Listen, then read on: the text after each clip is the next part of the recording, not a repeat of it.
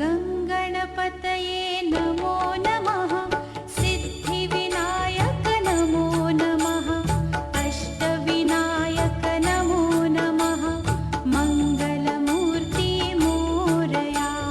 गंगणपतये नमो नमः।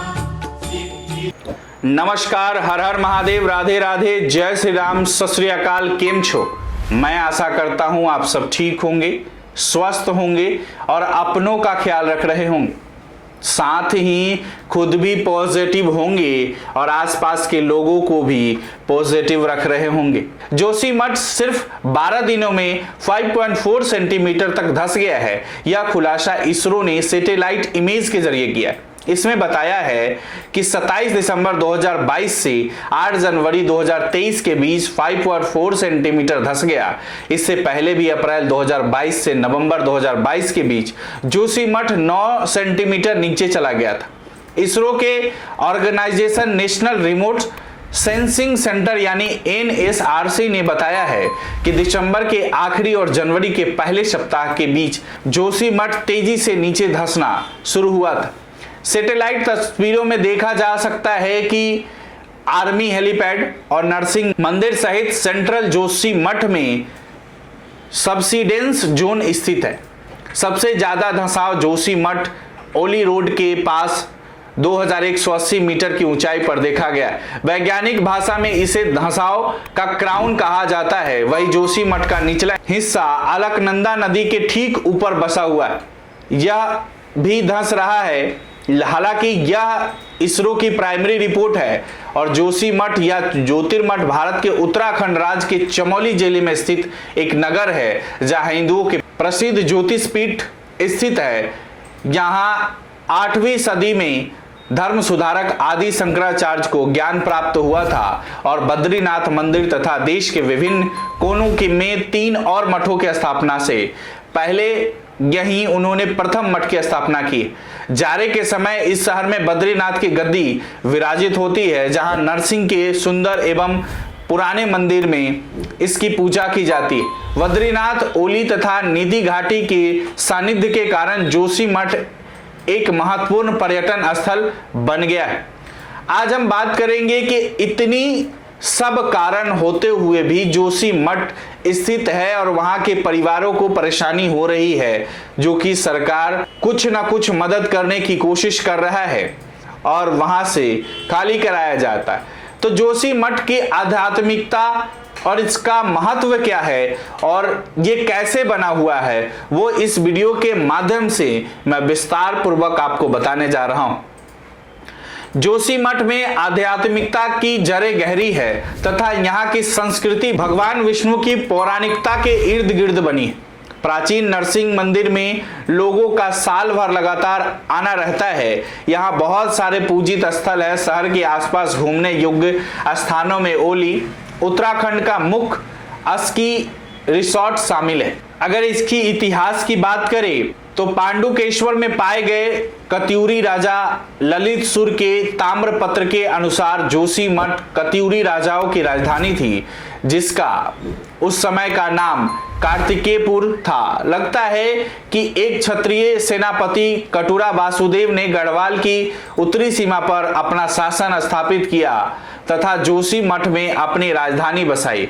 वासुदेव कतूरी वंश का संस्थापक था, जिसने 7वीं से 11वीं सदी के बीच कुमाऊं एवं गढ़वाल पर शासन किया।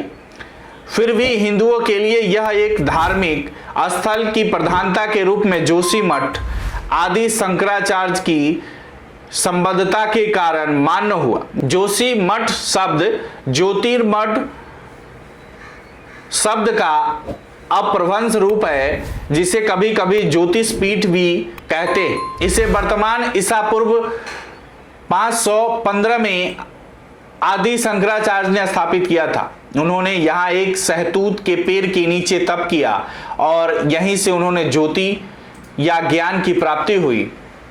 यही उन्होंने शंकर भाष्य की रचना की, जो सनातन धर्म के सर्वाधिक महत्वपूर्ण ग्रंथों में से एक। पौराणिक संदर्भ की बात करें तो जैसा कि अधिकांश प्राचीन और श्रद्धेय स्थलों के लिए होता है, उसी प्रकार जोशी मठ का भूतकाल किन व दंतियों एवं रहस्यों से प्रभावित है जो इसकी पूर्व प्रधानता को दर्शाता है। माना जाता है कि प्रारंभ में जोशी मठ का क्षेत्र समुद्र में था तथा जब यहाँ पहाड़ उदित हुए तो वह नरसिंह रूपी भगवान विष्णु की तपोभूमि बनी। लोग और समाज की बात माने तो मंदिरों के हर प्राचीन शहर की तरह जोशी मठ का ज्ञान पीठ है, जहां आदि शंकराचार्य ने भारत के उत्तरी कोनों के चारों मठों में से पहले की स्थापना है। इस शहर को ज्योति मठ भी कहा जाता है तथा इसकी मान्यता ज्योतिष केंद्र के रूप में भी है। संपूर्ण देश से यहाँ पुजारियों, साधुओं एवं संतों का आगमन होता रहा तथा पुराने समय में कई आकर यहीं बस गए। बद्रीनाथ मंदिर जाते हुए तीर्थयात्री भी यहाँ विश्राम करते हैं। वास्तव में तब यह मान्यता थी कि बद्रीनाथ की यात्रा तब तक अपूर्ण रहती है जब तक जोशी मठ जाकर नरसिंह मंदिर में पूजा न की जाए। आदि शंकराचार्य द्वारा बद्रीनाथ मंदिर की स्थापना तथा वहां नंबूद्री पुजारियों को बिठाने के समय से ही जोशी मठ बद्रीनाथ के जारे का स्थान रहा है और आज भी वह जारी है। जारे के 6 महीने के दौरान जब बद्रीनाथ मंदिर बर्फ से ढका होता है तब भगवान विष्णु की पूजा जोशी मठ की नरसिंह मंदिर में ही होती है। बद्रीनाथ के रावल मंदिर कर्मचारियों के साथ जारे में जोशी मठ में ही तब तक रहते हैं जब तक कि मंदिर का कपाट जारे के बाद नहीं खुल जाता। जोशी मठ एक परंपरागत व्यापारिक शहर है और जब तिब्बत के साथ व्यापार चरमोत्कर्ष पर था तब भोटिया लोग अपना सामान यहाँ आकर बिक्री करते थे एवं आवश्यक अन्य सामग्री खरीदकर तिब्बत वापस जाते थे। वर्ष 1962 में भारत चीन युद्ध के बाद यह व्यापारिक कार्य बंद हो गया और कई भोटिया लोगों ने जोशी मठ तथा इसके इर्द गिर्द के इलाकों में बस जाना पसंद किया। मंदिरों के हर प्राचीन शहर की तरह जोशी मठ का ज्ञान पीठ है, जहां आदि शंकराचार्य ने भारत के उत्तरी कोने के 4 मठों में से पहले स्थापना की है। इस शहर को ज्योति मठ भी कहा जाता है तथा इसकी मान्यता ज्योतिष केंद्र के रूप में भी है। इस शहर की वास्तुकला इस प्रकार है। विष्णु प्रयाग से इस शहर में प्रवेश किनारे के ऊपर से होता है, जहां सलेटों तथा पत्थरों से कटी सीढ़ियां हैं और इसी प्रकार इस स्थान के रास्तों में भी ऐसा ही है, पर यह बहुत ही अनियमित है। घर साफ पत्थरों से बने हैं जिनकी छतें सलेटों तथा चिकने पत्थरों या तख्तों से ढकी हुई है। इसके बीच रावलों तथा बद्रीनाथ के अन्य पुजारियों के सुंदर निर्मित घर है जो यहाँ नवंबर से मई के बीच रहते हैं, जब उनके मंदिर के रास्ते बर्फ से ढके रहते हैं। नरसिंह की प्रतिमा वाला भवन निजी घर जैसा ही दिखता है, ना कि एक हिंदू मंदिर की तरह। इसके निर्माण नुकीले भवन जैसा होता है जिसके छत की ढलान एक तांबे की चादर से ढकी रहती है। इसके सामने एक बड़ा खुला मैदान है जिसमें पत्थर की एक मांद है जिसमें 2 नल है जिससे लगातार पानी का बहाव होता रहता है और इसमें पानी की आपूर्ति गांव के दक्षिण पहाड़ी पर एक झरने से होती है। पहले तीर्थयात्री यहीं रुकते थे, पर वे अब धर्मशालाओं में विश्राम करते हैं जो अब शहर की मुख्य सड़कों पर स्थित है। एक 10 फीट ऊंचे चबूतरे पर महान पुरातात्विक चिन्हों के कई मंदिर मैदान में एक ओर श्रेणीबद्ध है। क्षेत्र के बीच 30 फीट स्थल पर दीवालों के अंदर विष्णु को समर्पित एक मंदिर है। कई मंदिर छिन्न भिन्न हैं जिनका अंश भूकंप से ध्वस्त हो गया है।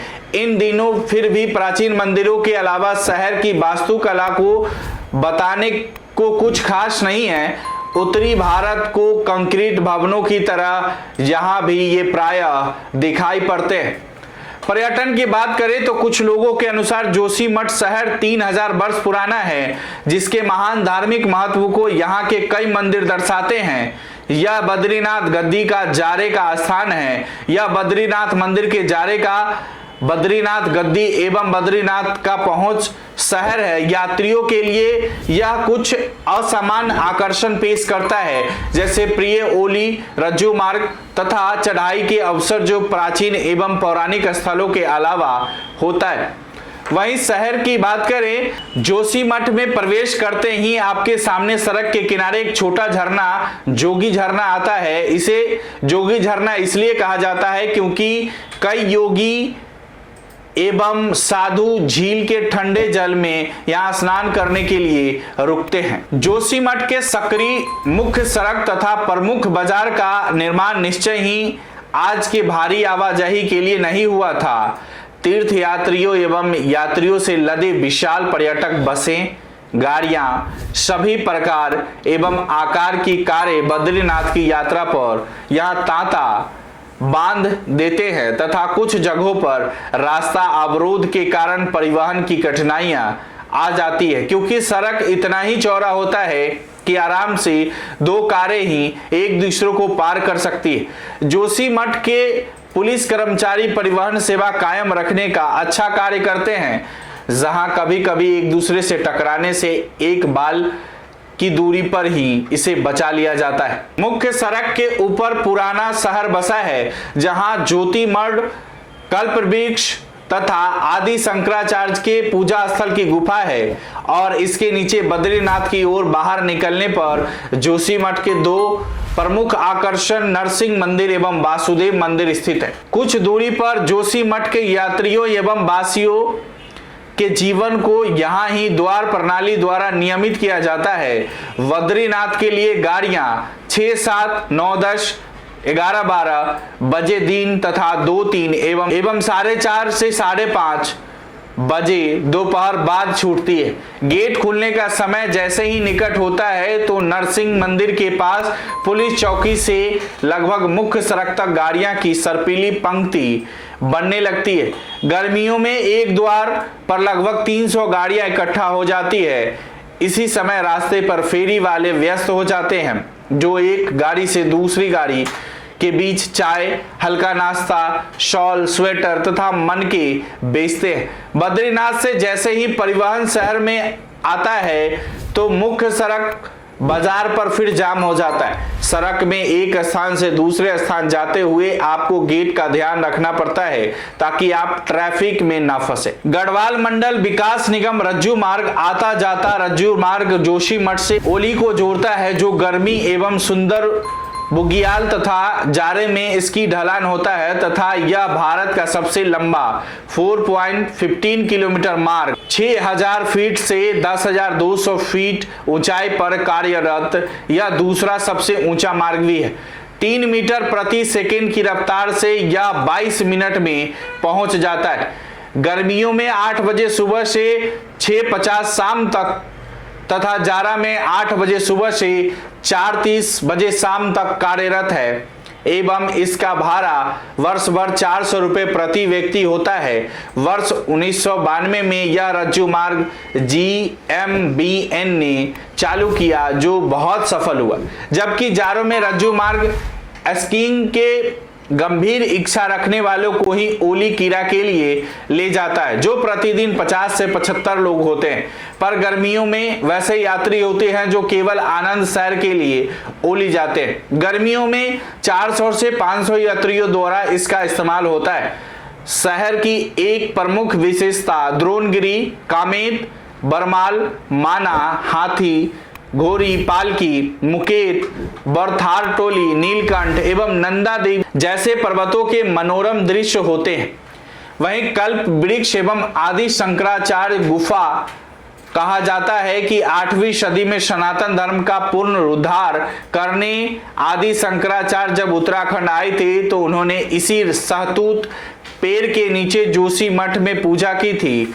यहाँ उन्हें ज्ञान की प्राप्ति हुई। कहा जाता है कि उन्होंने राजेश्वरी को अपना इष्ट देवी माना था और उसी पेड़ के नीचे देवी उनके सम्मुख एक ज्योति एवं प्रकाश के रूप में प्रकट हुई तथा उन्हें बद्रीनाथ में भगवान विष्णु की मूर्ति को पुनः स्थापित करने की शक्ति तथा सामर्थ्य प्रदान किया। जोशीमठ ज्योतिमठ का बिगड़ा स्वरूप है, जो इस घटना से संबंध है। मान्यता यह भी है कि जब देवताओं और राक्षसों के बीच समुद्र मंथन किया गया तो उसमें 14 रत्न प्राप्त हुए थे, जिसमें एक परिजात वृक्ष भी था जिसे देवराज इंद्र को सौंप दिया गया था। इंद्र ने हिमालय के उत्तर में सुर कानन वन में इस वृक्ष को स्थापित किया था। अब यह पेड़ 300 वर्ष पुराना है तथा इसके तने 36 मीटर में फैले हैं। यह भी कहा जाता है कि यह पेड़ वर्ष भर हरा भरा रहता है एवं इससे पत्ते कभी नहीं झड़ते। पेड़ के ठीक नीचे आदि शंकराचार्य की गुफा है तथा इसमें आदि गुरु की एक मानवाकार मूर्ति स्थापित है। टोटकाचार्य गुफा एवं ज्योति मठ शंकराचार्य के कार्यालय एवं आवास में ज्योति मठ के अंदर गुफा स्थित है। यही वह गुफा है जहां आदि शंकराचार्य के 4 सबसे विद्वान एवं पसंदीदा शिष्यों में से एक टोटका ने आराधना की थी। आदि गुरु ने बाद में इन्हें ज्योतिर्मठ का प्रथम शंकराचार्य बना दिया। मठ 20वीं सदी के उत्तरार्ध में निर्मित हाल का मंदिर है। मूल मठ पहाड़ी के ऊपर है तथा शंकराचार्य नाम के एक दावेदार के नियंत्रण में है। जोशी मठ से 25 किलोमीटर दूर एक संस्कृत महाविद्यालय है तथा भवन के अंदर एक आश्रम मठ द्वारा चलाया जाता है। ज्योतेश्वर महादेव मंदिर, यह मंदिर कल्प वृक्ष के एक ओर स्थित है। कहा जाता है कि ज्ञान प्राप्ति के बाद आदि शंकराचार्य ने यहाँ के एक प्राचीन स्वयंभू शिवलिंग की पूजा की थी। यहाँ के गर्भगृह में पीढ़ियों से एक दिया प्रज्वलित है।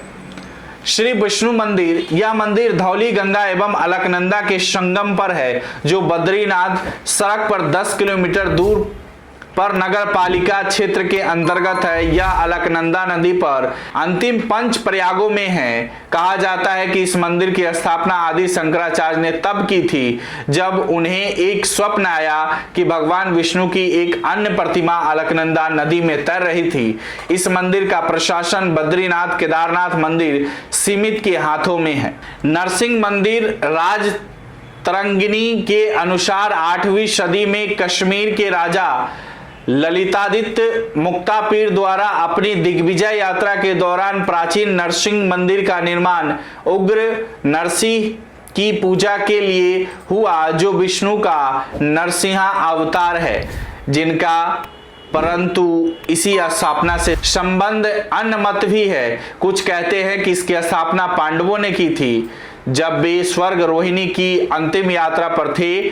दूसरे मत के अनुसार इसकी स्थापना आदि गुरु शंकराचार्य ने की क्योंकि वे नरसिंह को अपना इष्ट मानते थे। मंदिर परिसर आदि गुरु शंकराचार्य की गद्दी स्थित है। यहाँ पर आदि गुरु को दिव्य ज्ञान रूपी ज्योति की प्राप्ति हुई थी, जिससे फलस्वरूप पीठ का नाम ज्योतिषपीठ पड़ा।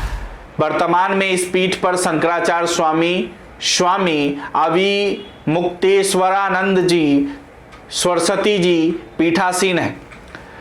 वासुदेव एवं नव दुर्गा मंदिर की बात करें तो नरसिंह मंदिर के सामने एक इतना ही प्राचीन एवं पवित्र मंदिर भगवान विष्णु के एक और अवतार वासुदेव या भगवान कृष्ण को समर्पित है। मंदिर के पुजारी रघुनंद प्रसाद डिमरी के अनुसार मंदिर की मौखिक परंपरा 2200 वर्ष की है। पुरातात्विक स्रोत के अनुसार मंदिर का निर्माण 7वीं से 8वीं सदी के दौरान कत्यूरी राजाओं द्वारा किया गया। संभवतः मंदिर आज की बजाय अधिक ऊंचा रहा होगा, जिसे अब वर्तमान ऊंचाई में हाल ही में पुनः निर्मित किया गया है। परिसर के चारों कोनों में स्थित 4 मंदिर इस तथ्य की पुष्टि करते हैं कि मंदिर का ढांचा अधिक ऊंचा रहा होगा। प्रधान मंदिर में भगवान विष्णु की मूर्ति उद्धव की मूर्ति कहलाती है क्योंकि भगवान कृष्ण के मित्र उद्धव ने इसकी पूजा की थी। चतुर्भुज स्वरूप की यह सुंदर मूर्ति कला स्पष्टता एक महान धरोहर है जो शंख चक्र गदा और पद्म धारण किए हुए है, पर उस परंपरागत क्रम में नहीं जैसा वे होते हैं। गदा एवं चक्र का स्थान एक दूसरे से बदल गया है। कहा जाता है कि ऐसे इसलिए किया गया है कि राजा को यह सूक्ष्म संदेश मिले कि ये 4 तत्व के उद्देश्यों का अनुगमन करे तो अपनी प्रजा उसे भगवान विष्णु की तरह मानेगी। इसके थोड़ा पीछे बगल में भगवान विष्णु के भाई बलराम की प्रतिमा है। समान रूप से गढ़ी मूर्ति के एक कंधे पर हल है तथा आधार पर गंधर्व एवं अप्सराएं हैं। गर्भगृह के बाद भी प्रतिमाओं में लक्ष्मी नारायण तथा राधा कृष्ण शामिल है। मंदिर की सीमा दीवार के साथ परिक्रमा मार्ग पर छोटे छोटे मंदिर है जो गणेश, सूर्य, काली, भगवान शिव, भैरव, नवदुर्गा एवं गौरी शंकर को समर्पित। नवदुर्गा मंदिर का खास महत्व है, यह भारत के कुछ मंदिरों में से एक है जहां देवी दुर्गा के 9 रूपों की प्रतिमाएं हैं। ये ब्राह्मणी, कमलेंदु, माधेश्वरी, कुमारी, वैष्णवी, वाराही, चैन्द्री, चामुंडा तथा रुद्रानी। प्रतिमाएं मूर्ति गठन के सुंदर नमूने हैं तथा इस छोटे मंदिर में पीढ़ियों से प्रज्वलित एक अखंड ज्योति भी है। जोशीमठ से साहसिक पथिकों की कई चढ़ाइयां हैं। इनमें फूलों की घाटी की चढ़ाई सर्वाधिक सुंदर पर दुर्गम है। अन्य चढ़ाइयों में नंद प्रयाग का कुआरी पास, जिसे करजन का पथ भी कहते हैं, शामिल है। अंतिम पर किसी से कम नहीं नंदा देवी पक्षी बिहार की चढ़ाई है जो जोशीमठ, बद्रीनाथ, लाटा गांव, लाटा खड़क, धरांस पास, दबरूघेटा, हितौली शिविर स्थल जोशीमठ है। अधिक जानकारी के लिए इस स्थल के व्यवसायिक प्रभाग के यात्रा संचालकों से संपर्क करना बेहतर होता है। वहीं निकटवर्ती आकर्षण की बात करें तो धार्मिक महत्व से अलग जोतेश्वर महादेव मंदिर नीति घाटी के प्रमुख केंद्र के रूप में सेवा करता है।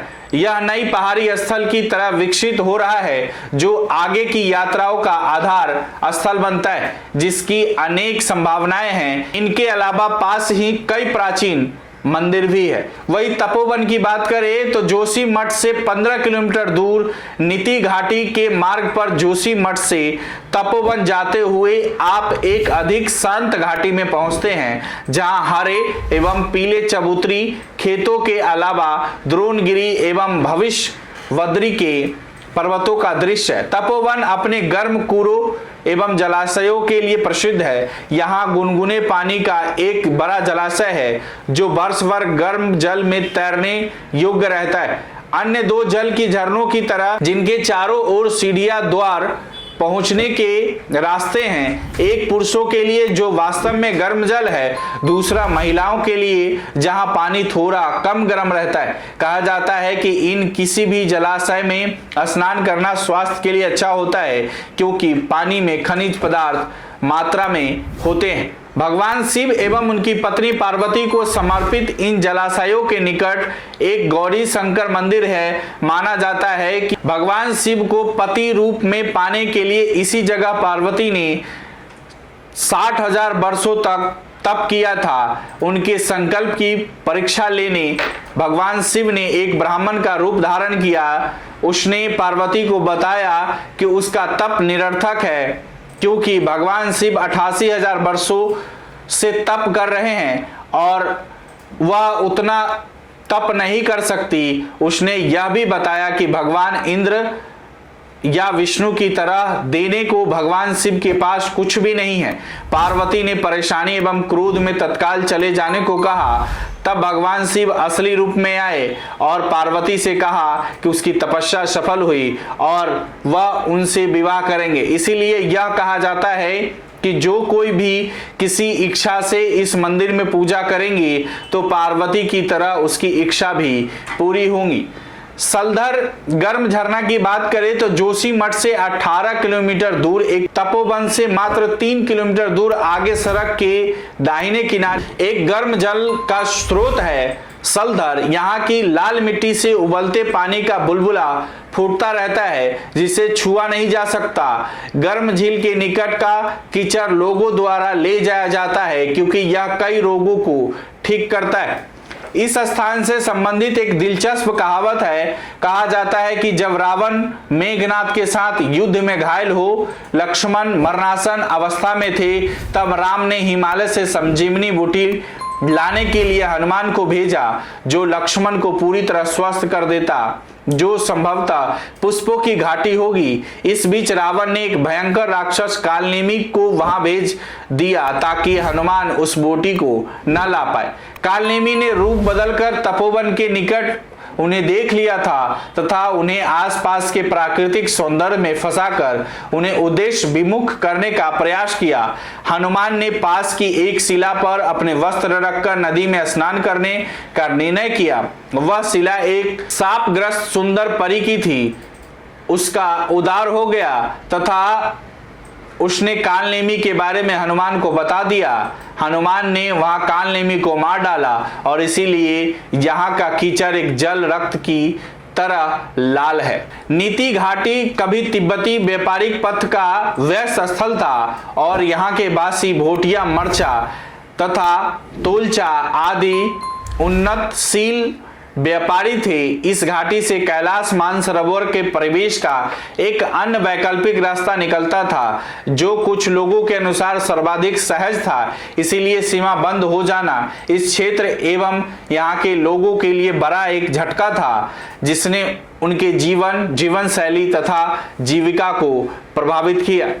नीति घाटी विश्व प्रसिद्ध पर्वतीय नंदा देवी पक्षी विहार का प्रवेश द्वार भी है। आज यह यूनेस्को का विश्व विरासत स्थल है जिसे नंदा देवी जैविक संरक्षण के नाम से जानते हैं, जो पर्यावरणीय जैविक विविधता एवं सांस्कृतिक परंपराओं का अलौकिक खजाना है।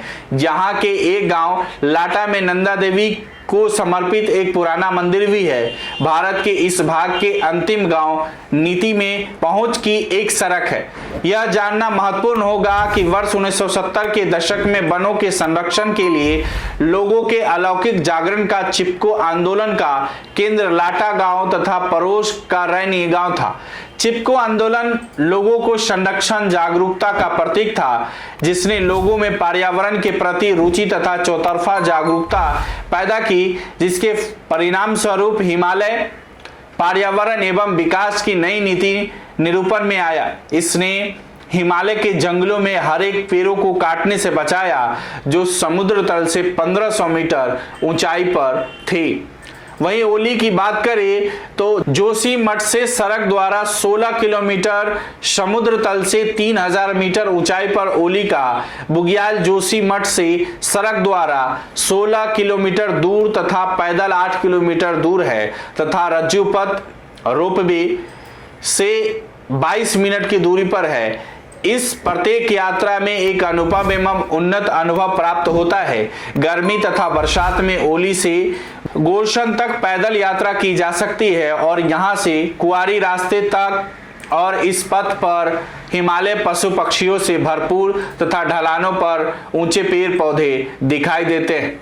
वृद्ध बद्री की बात करें तो ऋषिकेश मार्ग पर जोशीमठ से 8 किलोमीटर दूर वृद्ध बद्री या पुराना बद्री भगवान विष्णु को समर्पित प्राचीन मंदिर गढ़वाल के पंच बद्रियों में से एक है।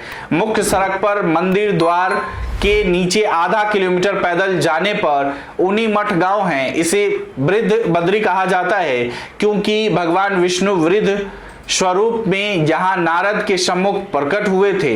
एक छोटे शांत गांव में एक विशाल बरगद के पेड़ की छाया में मंदिर स्थित है। यह स्पष्टतः एक प्राचीन मंदिर है जिसका निर्माण कतियूरी शैली में हुआ है।